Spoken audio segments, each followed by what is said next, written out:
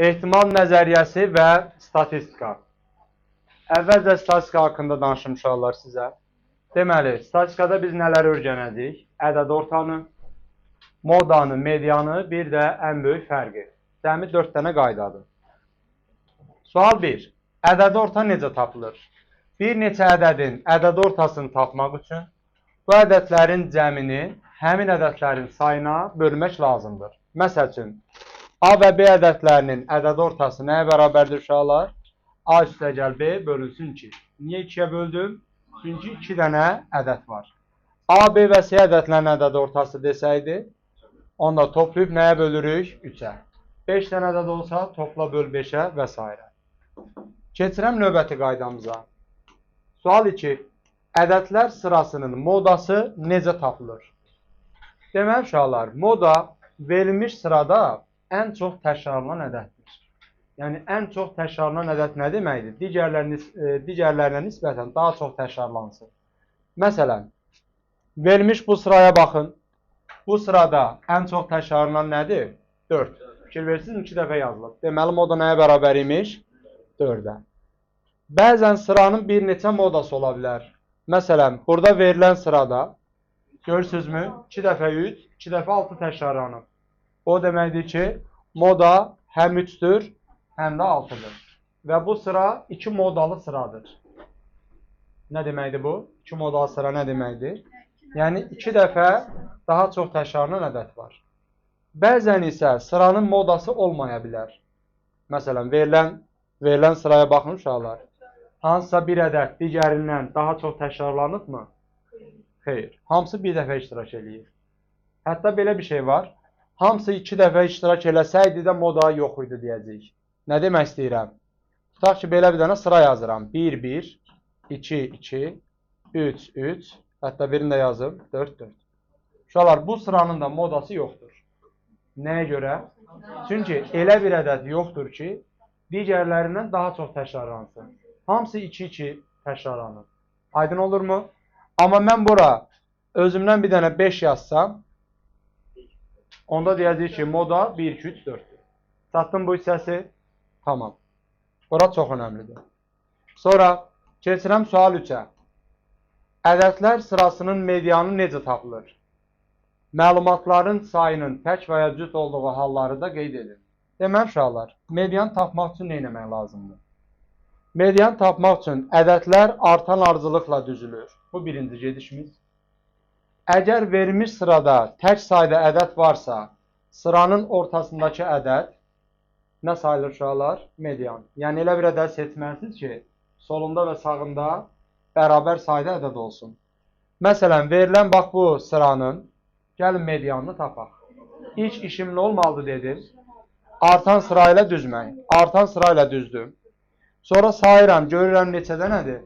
7 dənə. 7 dənədirsə, onda elə bir ədəd seçməliyəm ki, tən ortada dayansın. O da gəlir nəyə düşür? 4-ə. Fikir verirsinizmi? 3 dənə solunda, 3 dənə sağında var. Və yaxud bəzən uşaqlar başa düşməyəndə bu yolda deyirəm. Birini əvvəldən sil, birini sondan sil. Birini əvvəldən sil, birini sondan sil. Birini əvvəldən sil, birini sondan sil. Fikir verirsinizmi? 4 neynədir? Tək qaldı. Demək ki, bunun medianı 4-üymüş. O ikinci hissəsindədir. Diqqətlə qulaq asın. İndi buna baxaq uşaqlar. Əgər verilmiş sırada cüt sayda ədəd varsa, sıradakı ədədlərin ortasında dayanan 2 ədədin ədəd ortası bu sıranın medianıdır. Məsələn, bu sıraya baxın uşaqlar. Bu sırada birinci artan ardıcılıqla yazdım və görürəm ki, burada neçə dənə ədəd var? 8 dənə. Yəni, sayı cütdür. Sayı cütdürsə, yolumuz belə olacaq. Tən ortadakı 2 dənəsinin ədəd ortası bizə medianı verəcək. Yenə başlayırsınız nə eləməyə? Əgər bunu başa düşmədinizsə. Birini əvvəldən, birini sondan silin. 2, 9.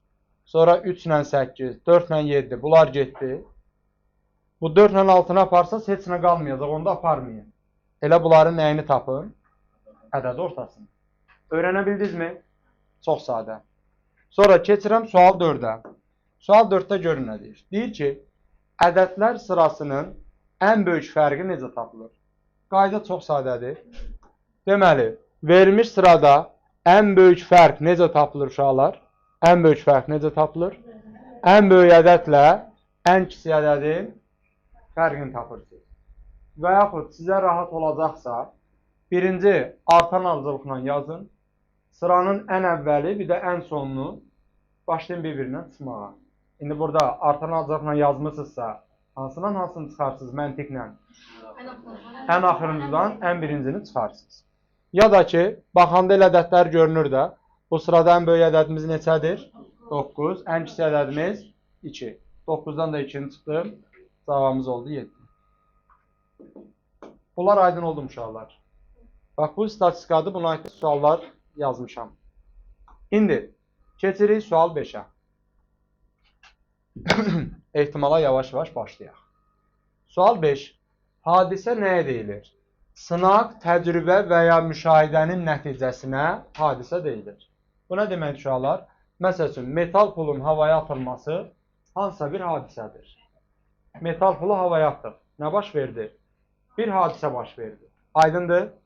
İndi, həmin o hadisənin nəticəsinə, sual 6-ya baxın. Həmin o hadisənin nəticəsinə biz nə deyəcəyik uşaqlar? Təsadüfi hadisə. Tərifinə baxaq.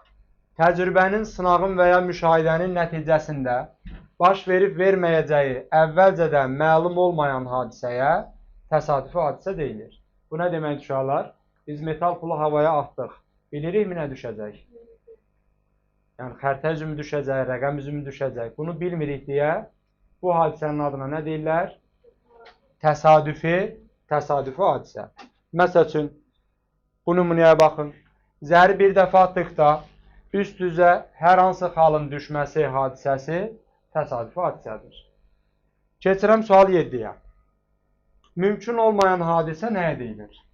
Sınaq, təcrübə və ya müşahidə nəticəsində heç zaman baş verməyəcəyi, əvvəlcədən məlum olan hadisəyə mümkün olmayan hadisə deyilir. Buna bir nümunə yazmışıq.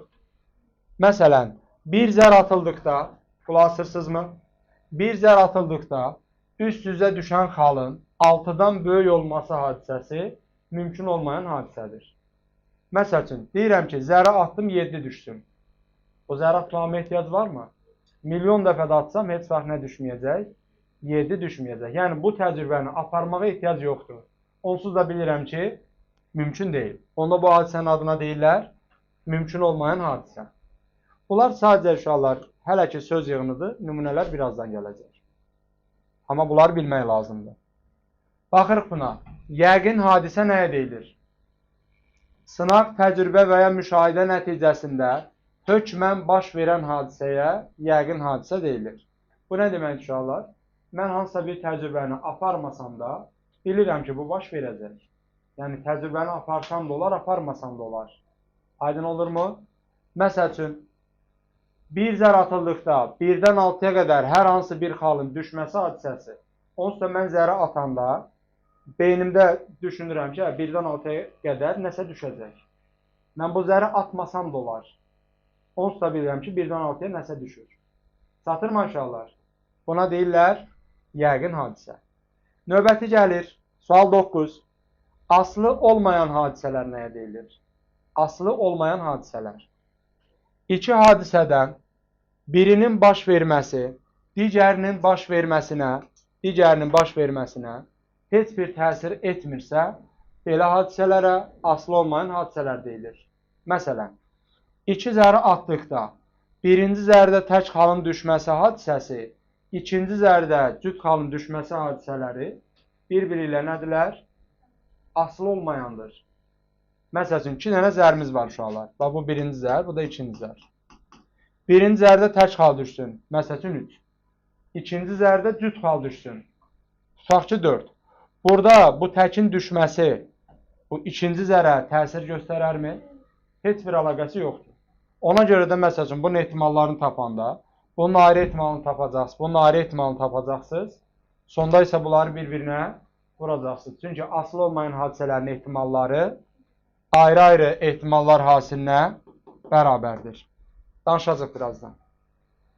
Sual ona baxırıq. Uyuşmayan hadisələr nəyə deyilir? uyuşmayan hadisələr. Sınaq nəticəsində eyni zamanda baş verə bilməyən hadisələrə uyuşmayan hadisələr deyilir. Yəni, eyni zamanda bir hadisə baş verə bilmirsə. Məsələn, bir zəri atdıqda tək xalın düşməsi hadisəsi ilə cüt xalın düşməsi hadisəsi uyuşmayan hadisədir. Çünki bu hadisələr eyni zamanda baş verə bilməz. Məsələn, bir zəri atdım. Ola bilərmi ki, düşən xal həm tək olsun, həm də cüt. Ya tək olacaq, ya da cüt olacaq. Yəni, ikisindən biri olacaq. İkisi də eyni zamanda baş verə bilmədiyinə görə bu hadisənin adına deyirlər uyuşmayan hadisələr. Növbəti görək nə gəlir? Sual 11-ə baxırıq. Uyuşan hadisələr nəyə deyilir? Uyuşan hadisə, uşaqlar uyuşmayanda nə danışdıq? Eyni zamanda baş verə bilməyən. İndi məntiqlə uyuşan hadisə nə olar? Eyni zamanda baş verə bilən. Sınaq nəticəsində eyni zamanda baş verə bilən hadisələrə nə deyirlər? Uyuşan hadisələr deyirlər. Məsələn, buna bir nümunə.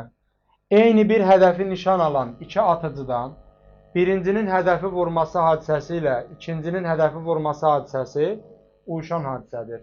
Uşaqlar, indi ola bilərmi ki, məsələn, bir dənə hədəf taxtasıdır. Birinci atıcı da bu hədəfi vura bilir.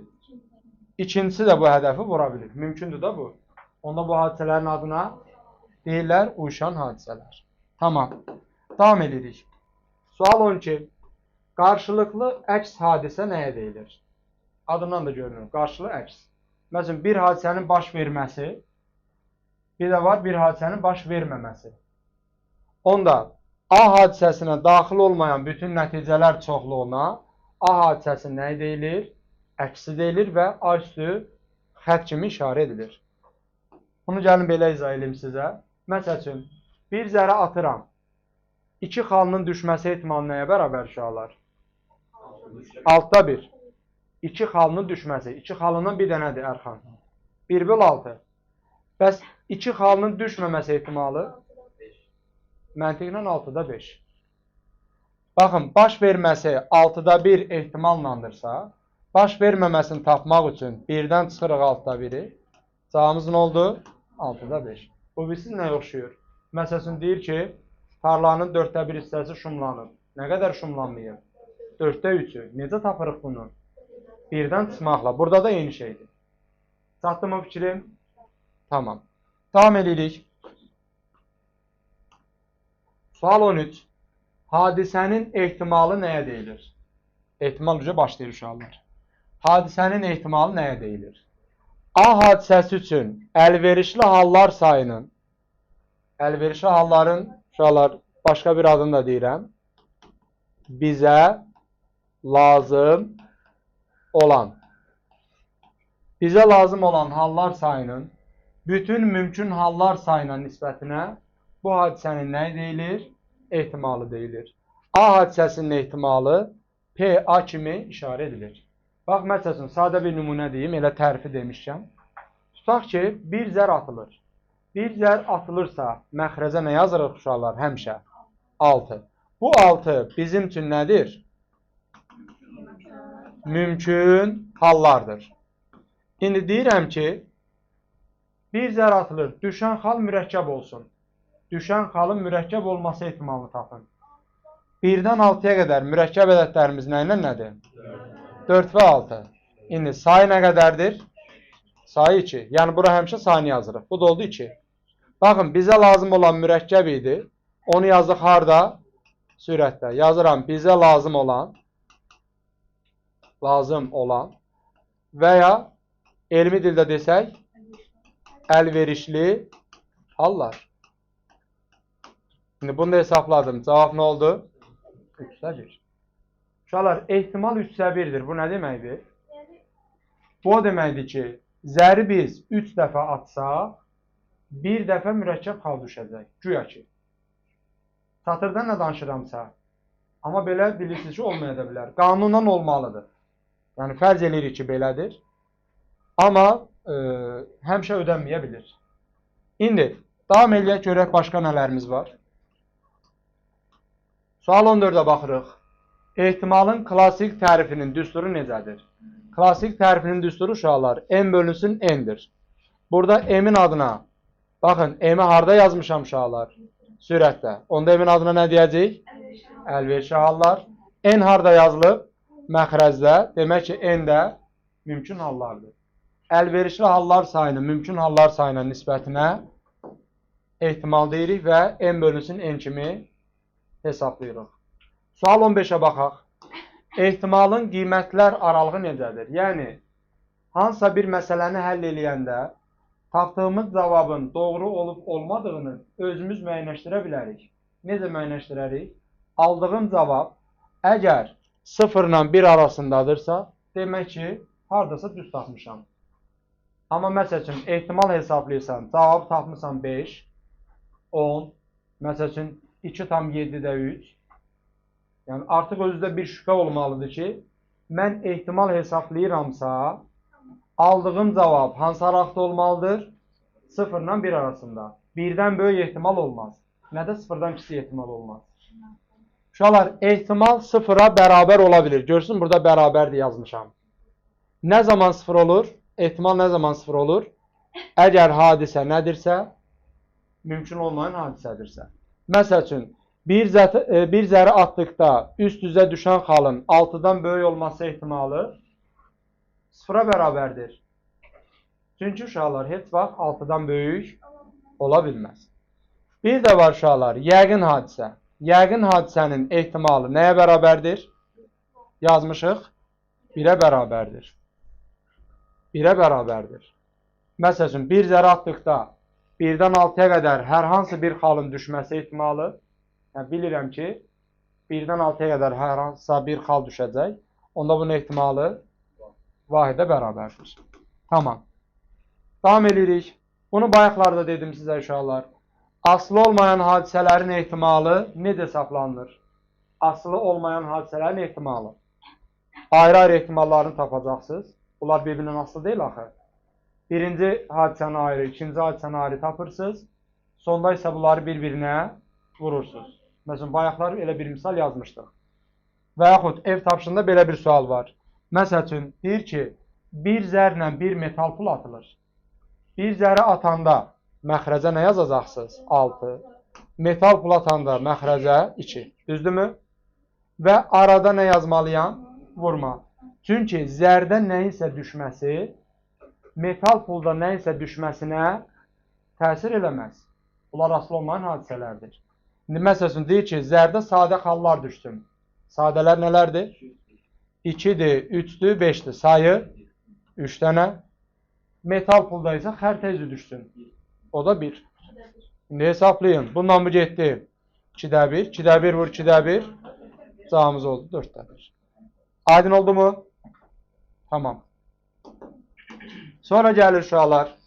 Sonra gəlir. Görün nə gəlir. Uyuşan hadisələrin ehtimalı necə hesablanır? Uyuşan hadisə nə idi? Bayaqlar tərif verdim. Görüm yadınızda qalıbmı? Üst-üstə düşmə halıdır. Deməli, bu nə idi uşaqlar? Bir dənə hədəf taxtası götürdük. Tutaq ki, ikisi də eyni hədəfi vura bilir. Bu hadisələrin adına uyuşan hadisələr demişdik.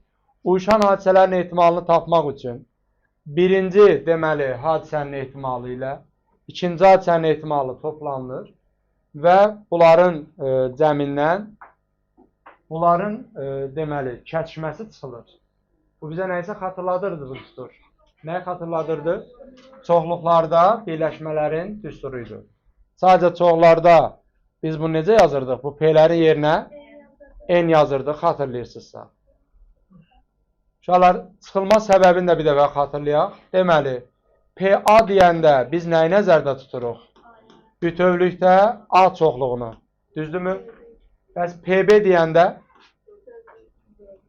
B çoxluğu, bütöv B çoxluğu. Uşaqlar, indi hiss elədinizmi? Orta, bu kəsişmə hissəsi 2 dəfə göstərildi. Amma bir dəfə göstərilməlidir. Ona görə PA ilə PB cəmindən bu kəsişməni nə etməlisiniz? Çıxmalısınız. Tamam. Buna aid də nümunə var, birazdan baxacaq. Sual 18. Qarşılıqlı əks hadisələrin ehtimalları cəmi nəyə bərabərdir? Uşaqlar, qarşılıqlı əks hadisələr. Bayaqlar danışdım. Məsəl üçün, 2 xalının düşməsi ehtimalı nə idi bayaqlar? 6-da 1. Bəs 2 xalının düşməməsi ehtimalı 6'da 5. Orada nə baş verdi? Cəmi bizə nə verməlidir? 1'i. Yəni inkarı tapmaq istəyiriksə, əksini tapmaq istəyiriksə, nə etməliyik? 1'dən çıxmalıyıq. Çatdı mı? Çatdı. Tamam. İndi sual 19'a baxaq. Deyir ki, bir zəri atdıqda düşən xallar üçün mümkün halları və onların sayını yazın. Uşaqlar, bir zəri atdıqda hansı hallar ola bilər? Ya 1, ya 2, 3, 4, 5, 6 ola bilər. Və bunların sayı nə qədərdir? 6. Yəni bir zərdən söhbət gedirsə, məxrəcə nə yazmalısınız? 6. Bax o sualdır. Növbəti, sual 20'yə baxaq görək nədir? Deyir ki, bir zəri atdıqda düşən halların sadə olması üçün əlverişli halları və onların sayını. Əlverişli hallar nələr idi uşaqlar? 2 idi, 3 idi, 5 idi. 1'dən 6'ya qədər sadələr bunlardır. İndi sayını istəsəm səndən. Sayı nə qədər olacaq? 3. Ehtimal istəmirəm. Sadəcə əlverişli hallar istəyirəm. Elə bir ki, o sürətin, ehtimalın sürətini istəyirəm. Çatdı mı? Tamam. İndi sual 21'ə baxın. Deyir, 2 zəri atdıqda düşən hallar üçün mümkün halları və onların sayını yazın. Uşaqlar, 2 zəri atıramsa, neçədən hal ola bilər məxrəcdə? 36. Bu 36'nın alınmağı maraqlıdırmı sizə? 6 vur 6. Uşaqlar, birinci zərin neçə halı var? 6. İkincisinin də nəyi var? 6. Onda ümumilikdə bu Dekart hasilə görə cavab nə olacaq? 36. Başa düşürsünüzmü? Bəs yaxşı, desəm ki, qulaq asırsınızmı? Bunların 36'sını da yazın. 36'sını da yazın. Ondan nə yazmalısınız? Yazmalısınız 1, 1, sonra 1, 2, 1, 3, 1, 4, 1, 5, 1, 6. Bu oldu deməli 1 ilə başlayanlar. Sonra 2 ilə başlayanlar 2, 1, 2, 2 və s. 2'dən hara qədər? 6'ya. Sonra 3, 1'dən 3, 6'ya qədər. Çatır mı? 4, 1'dən 4, 6'ya, 5, 1'dən 5, 6'ya, 6, 1'dən 6, 6'ya. Ümumi dənə-dənə saymış olsaq, görəcəksiniz ki, 36 dənə hal var burada. Təşərrümanı da götürürük. Bax, bayaq danışdım axı. Birinci zər var və ikinci zər var. İndi birinci zərdə 1 düşüb, ikinci zərdə 2 düşüb. İndi ola bilər ki, birinci zərdə 2, ikinci zərdə 1 düşüb. Fikir verdinmi? Ayrı-ayrı hallardır. İndi sual 22'ye baxırıq. Deyir, 2 zəri atdıqda düşən hallar cəminin 8 olması üçün əlverişli halları və onların sayını yazın. Uşaqlar, 2 dənə zər atıram, cəmi 8 eləsin. Başlayıram 1 ilə. 1, 7. Cəmi 8 eləyir axı. Amma zərdə 7 yoxdur deyə baxmıram. İndi qulaq asın uşaqlar. 2 6'nı dedizsə, həmin dəqiqə bunun qarşısında 6 2'ni də deyin. Sistemli şəkildə yazırsınızsa, yadınızdan çıxan heç nə olmayacaq. 2 6 6 2. Sonra 3 5 yazdımsa, bir də nə yazaram? 5 3. Amma 4 4'ü bircə dəfə yazsınız. Bunun təkrarı eyni hal verir. Ona görə yazmırıq. İndi əlverişli hallar sayı nə qədər oldu uşaqlar? Sayı oldu 5. Çatır mı? Tamam. Bir növ yavaş-yavaş nə edirik uşaqlar? Ehtimala hazırlaşırıq. Ehtimala hazırlıq gedir elə bir ki. Sual 23.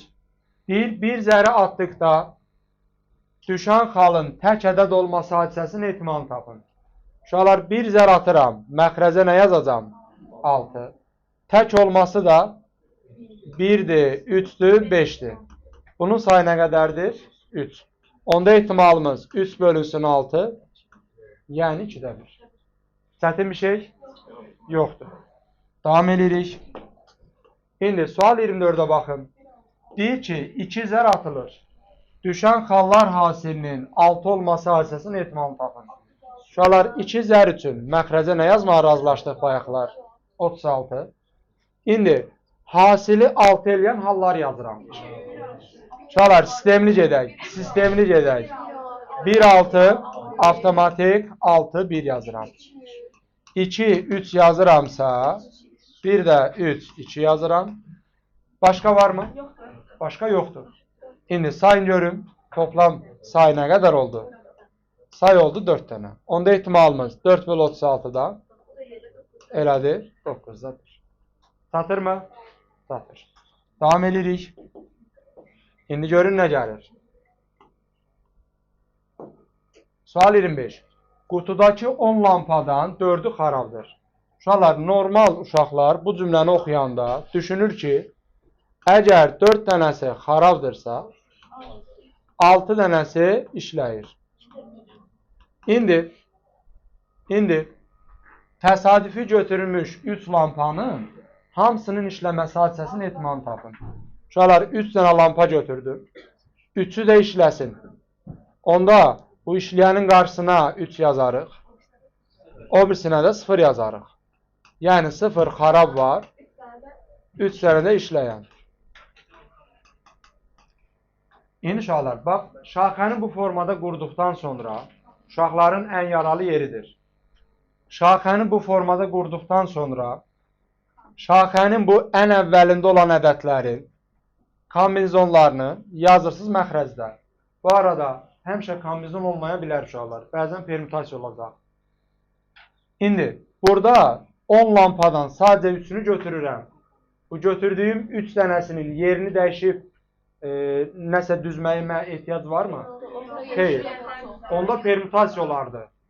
Sadəcə seçirəmsə, bu seçim nə ilə olacaq? Kombinizonla. Kombinizon ondan 3. İndi sürətdə isə bu şaxənin ucunda olanların kombinizonlarını yazırsınız. Baxın, 4 xarabdan 0 xarab götürülür. İstəsəm kombinizon 4'dən 0 yazaram, ya da istəsəm yazmaya bilərəm. Niyə yazmaya bilərəm? Nəticəsi bizə 1 verir. Nəticəsi 1 verdiyinə görə yazmaya bilərsiniz. İndi 6 işləyəndən 3 işləyən götürmüşəmsə, nə yazacağım? Kombinizon 6'dan 3. İndi uşaqlar, 4'dən 0'ın qiyməti 1. 6'dan 3'ün qiyməti 6, 5, 4, 3, 2, 1. 10'dan 3'ün qiyməti 10, 9, 8, 3, 2, 1. Uşaqlar, bu 3, 2, 1'lər geçsinlər. Düzdürmü? Yuxarısı nə qədər elədi? 120. 120 eləmədi yuxarısı.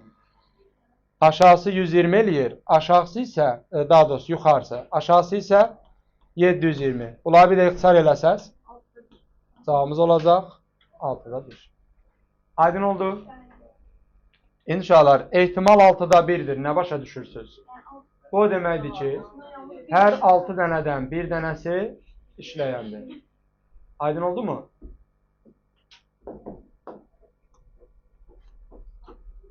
İndi baxırıq sual 26'ya.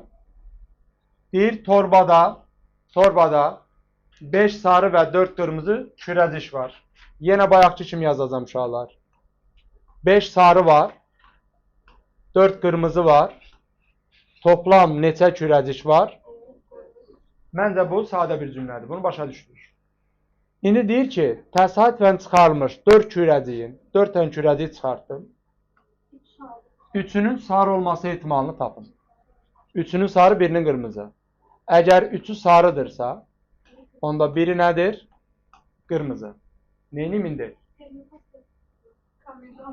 Kombinizon 9'dan 4. Bayaqlar razılaşdıq ki, bu şaxənin ən əvvəlində olan ədədlərin kombinizonları məxrəcdə olur. Yuxarıda 5 sarıdan 3 sarı götürmüşəm. Kombinizon 5'dən 3. Vurulsun. 4 qırmızıdan 1 qırmızı. 4'dən 1. Qaldı bunu hesablamamız. 5'dən 3'ü. Bunu da hesablayayım da o birisilə hesablamayacağım. 5'dən 3'ün qiyməti 5, 4, 3. Aşağısı 3, 2, 1. 4'dən 1'in qiyməti 4. 9'dan 4'ü yazıram. 9, 8, 7, 6. Aşağısı da 4, 3, 2, 1. İndi uşaqlar, bu 3'lər geçsin. Bununla bu geçsin, qalsın 2. Aşağıda da 3, 2, 6'nı götürsün. 4 ilə 8 getsin, 2 qalsın. Uşaqlar, bu 2 ilə bu 2 də gedər. Başqa ixtisar yoxdur. Yuxarıda 20, aşağıda da 9 və 7 qalıb da. Demək ki, cavabımız 63-də 20-miş. Günhan yatma. İndi baxırıq sual 27-yə. Sual 27-də deyir ki, 4'ü sarı, 8'i qara olmaqla 12 müxtəlif karandaşı təsadüfi olaraq bir dərəcəyə düzdükdə bütün sarı karandaşların yanaşı düşməsi hadisəsinin ehtimalını tapın. Uşaqlar, ilk öncə belə bir şey deyim. 4'ü sarı, 8'i qaradırsa, ümumilikdə neçə karandaşımız var? 12. Onda bu 12 karandaşın yer dəyişməsi hallarının sayı 12 faktorial. İndi istəyirəm ki, uşaqlar, 4 dənə sarı karandaş yanaşı gəlsin. 4 sarı yazıram. Bir dəqiqə. Yanında da 8 dənə qara yazıram. İndi, bax, bu 4 sarı yanaşı gələcəksə, onda bunları bağlayıb bir karandaş kimi baxırdıq. Və yanında da əlavə 8 karandaş var. İndi neçə karandaşın yer dəyişməsi? 9. 9 karandaşın yer dəyişməsi 9 faktorial. Bir də vurulsun. Bu 4 dənə sarı öz arasında da yer dəyişə bilər. Bir də vurulsun. 4 faktorial. Aydın oldu mu? Bunu elə beləcə saxlayırsınız. Cavablarda da belə görəcəksiniz. Verdiyimiz ev tapşırığında var.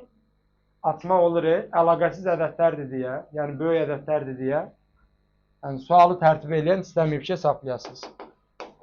İndi keçirəm sual 28-ə. Görün nə deyir? Deyir ki, Hüseynin də iştirak etdiyi musiqi festivalında 20 iştirakçının çıxış harcılığı püşatma ilə müəyyən edilir. Deməli, uşaqlar, o 20 nəfərin içərisində Hüseyin də var. Yəni, ehtimalımızın məxrəci nə olacaq? 20. Püşatma nəticəsində Hüseynin ilk 3 çıxış edən arasında olması, uşaqlar, yəni neçənci yerdə çıxması? Ya birinci, ya ikinci, ya üçüncü. Say nəyə bərabərdir buradan? 3'ə. Onda bunun ehtimalı 20'də 3. Yəni Hüseynin birinci, ikinci və ya üçüncü çıxması ehtimalı 20'də 3'üymüş. Sonra uşaqlar, burada önəmli bir dənə söz var. Veya. Veya olanda toplayırdıq. Yazıram, üstə gəlinsin. Veya 12-ci iştirakçıdan sonra 16-cıya qədər çıxış etməsi ehtimalı. 12-dən sonra, yəni neçənci adam? 13, 14, 15, 16-cıya qədər deyirsə, 16'nın özünü götürmürük. Bəs buradakı say? Bu da 3 dənə oldu uşaqlar. İndi 20'də 3 ilə 20'də 3'ü toplayın. 20'də 6. 2'yə ixtisar getdi. 10'da 3. Cavabım nə oldu? 0, 10'da 3. Başa düşə bildiniz? Tamam. Yaxşı sualdır bu da. Davam edirik. Sual 29. Bir sinifdəki şagirdlərdən təsadüf seçilmiş birinin 12-13 yaşlarında qız, 16-17 yaşlarında oğlan olması ehtimalını və ya 16-17 yaşlarında oğlan olması ehtimalını tapın. İlk öncə neçə şagird var onu müəyyənləşdirək. Neyin yarım aşağılar? Hamı kimi. Mən də başlayaram toplamağa. Düzdür? Toplayın bunları.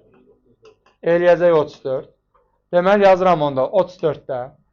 İndi seçdiyim şagird 12-13 yaşlarında qız olsun. 12-13 yaş aralığında qızların sayı 9'dur. Sonra burada və ya sözünü görürsünüz. Üstə gəlinsin. Yenə 34'də. 16-17 yaşlarında oğlan. O da 7. Bu nə verdi bizə? 34'də 16. Bu da 17'də 8. Başa düşdünüz? İndi uşaqlar, sualda tutaq ki, bu və ya sözünü yığışdırıram, bu sualı biraz dəyişdirirəm. Bu və yanı yığışdırıram. Deyir ki, təsadüf seçilmiş 2 şagirdi. 2 şagird. 2 şagird seçirəm. Birinci seçdiyim şagird 12-13 yaşlarında qız olsun. İkinci seçdiyim şagird isə 16-17 yaşlarında oğlan olsun. Yəni ardıcıl seçirəm və seçdiyimi geri qaytarmıram. Onda uşaqlar, birincisi 34-də 9 olar, düzdürmü? Bunu normal yazırsınız. Üstə gəlsin yox. Oranı sildim axı və yanı ləğv eləmişəm. Vurulsun. İkincisini seçəndə uşaqlar 33-də 7 yazacaqsınız. Ardıcıl seçim məsələlərində hallar sayı həmişə mümkün hallar sayı bir-birini eləyir, azalır. Başa düşdünüzmü? Bax, eləm ki, burada 34 şagird var idi. 12-13 yaş aralığında bir qızı seçdim, çıxartdım çölə. Hal-hazırda neçə şagird qaldı? 33. İndi bu qalan 33 nəfərin içərisindən də 16-17 yaşlarında olan seçəcəm. Yəni 33-də 7. Çatırmı? Bax, bu danışdıqlarımla nə nəticəyə gəldiniz? Heç bir nəticəyə gəlmədi. Ardıcıl seçimlərdə sayılar həmişə nə edəcək uşaqlar? Bir-bir azalacaq. Bir də belə bir şey var. Məsələni oxuyanda hiss eləyəcəksiniz ki, burada ardıcıl seçim var, yoxsa ikisini elə birdən seçibdilər. Aydındır? Tamam. Davam edirik. Sual 30. Sual 30. Torbada 4 sarı, 5 qırmızı şar var. Yəni toplam neçə şar var? 9 şar var. Bunun 4'ü sarı, 5'i qırmızıdır. İndi torbadan təsadüfən çıxarılan 3 şarın ən az ikisinin sarı olması ehtimalını tapın. Baxın, 3 dənə şar çıxardıram uşaqlar. Ən az ikisi sarı olsun. Burada nə ola bilər? Ən az ikisi sarıdırsa, ola bilər ki, ikisi sarı, biri qırmızıdır. Və ya, bu və yanı hiss elədiniz. Baxın, misalın özündə və ya yoxdur. Amma məsələni incələyəndə ortaya və ya çıxır. Və ya nə ola bilər? Üçü də sarı ola bilər. Üçü sarı, sıfırı qırmızı. Uşaqlar, ilk öncə gəlin buranı hesablayaq. Baxın, 9 deməli şardan 3'ünü seçmişəm. Kombinizon 9'dan 3. Yuxarısı bəs? Kombinizon 4'dən 2 vurulsun. Kombinizon 5'dən 1. İndi və ya hissəsinə çatdım deyə nə yazacağım? Toplama. İndi uşaqlar, bu hissəni görməzdən gəlir. Yenə verilənlə bu halı araşdırıram. De bunu. Nə yazım? Yenə məxrəc. Kombinizon 9'dan 3. Yuxarıda kombinizon 4 sarıdan 3 sarı seçilib. 4'dən 3. Vurulsun 5'dən 0. Bunu da hesablayırsınız. Baxın, görün alınır. Ən azı sualları biraz maraqlıdır, biraz çətindir. Yaxşı uşaqlar. Bundan da bir 4-5 dənə sual yazmışam ki, başa düşəsiniz. İndi baxırıq 31-ci suala. Deyir ki, Akifin hədəfi vurması ehtimalı 5'də 2'dir. Uşaqlar, buraya yazıram Akif. Akif. Hədəfi vurması ehtimalı 5'də 2'dirsə, 5'də 2 ehtimalla hədəfi vura bilirsə, onda məntiqlə 5'də 3 ehtimalla bu hədəfi qaçırdır, vura bilmir. Bayaqdan danışıram da bunlardan. İndi, bir də var uşaqlar, Bəhruz. Yazıram bura, Bəhruz. Gəlin görək Bəhruz. Bəhruzun hədəfi vurması ehtimalı 4'də 3'dürsə, onda vura bilməməsi ehtimalı 4'də 1'dir. Bu yazdıqlarım aydındırmı? Bunları yazdım. İndi bu hədəfin Akifin vurub, yəni Akif vura bilsin, Bəhruzun vura bilməməsi ehtimalını tapın. Uşaqlar, Akif vura bilsin, nəyə götürəcəm onda? 5'də 2. Bəhruzun vura bilməməsi 4'də 1. Cavabımız 10'da 1 və yaxud 0,1. Çatdı mı? Vallahi rahatdır. Allah haqqı rahatdır.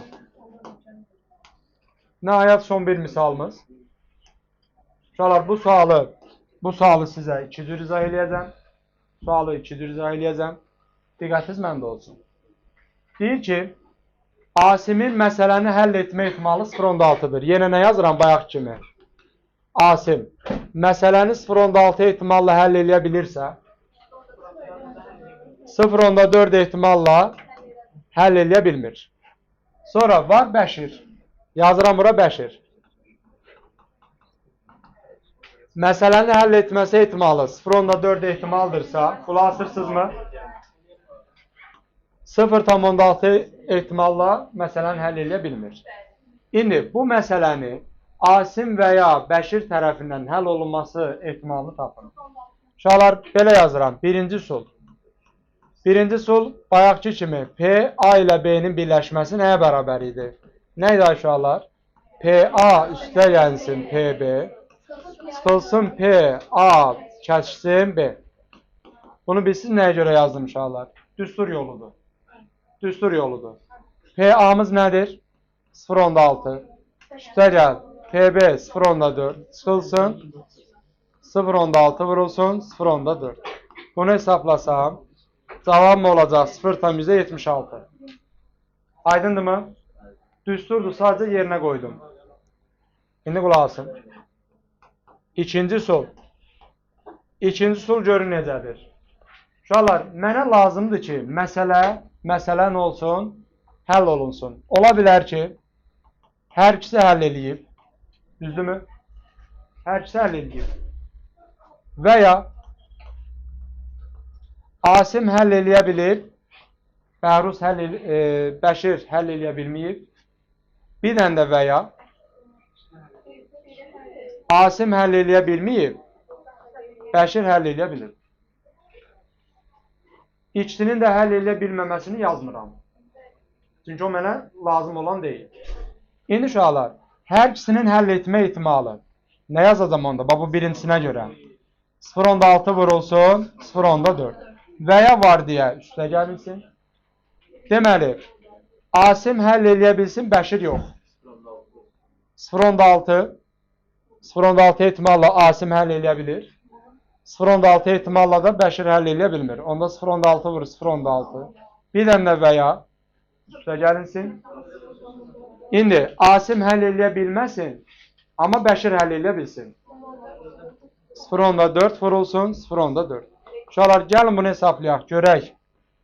Alırıqmı 0.76-nı? Birincisine verir 0.24. Üstə gəl. İkincisi 0.36. Üçüncüsü 0.16. Uşaqlar 0.24 ilə 0.36 0.16-nı verir. 0.16-nın üzərinə də 0.16 gələndə 0.76. Aydındır? Tamam.